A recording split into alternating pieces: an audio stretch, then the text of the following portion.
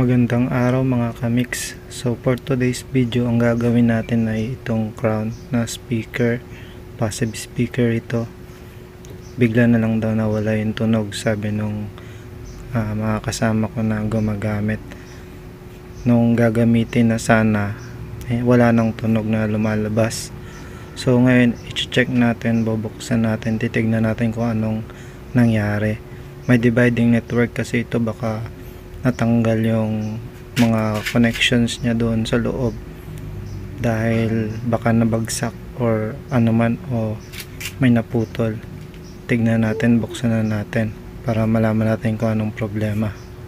Nakita ko na yung dahilan kung bakit hindi tumutunog yung ating speaker mga kamix.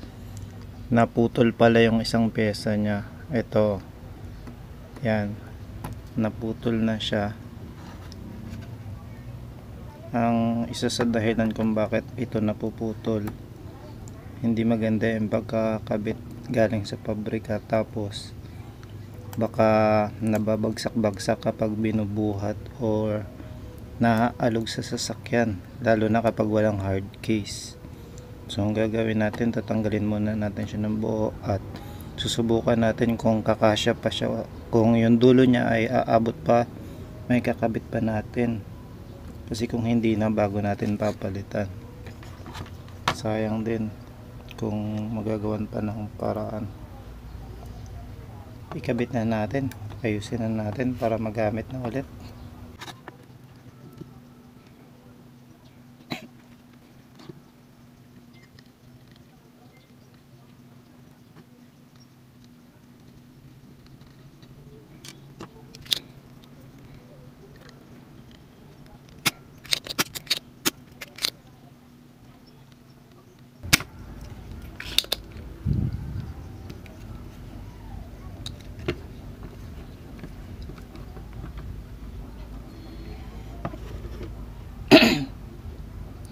Ito mga kamix, natanggal ko na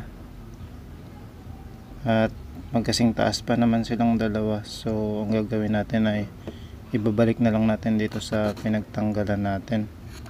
Lilinisin lang natin yung butas, yung dalawang butas, para madali lang natin itong ipasok. Okay pa naman pala siya, so ikabit na natin ulit. Yung ganitong diferensya, ganitong sira, pag ipapaayos mo sa shop, ang mahal na rin, 450 or mas mahal pa minsan. So yan, ikabit lang natin ulit.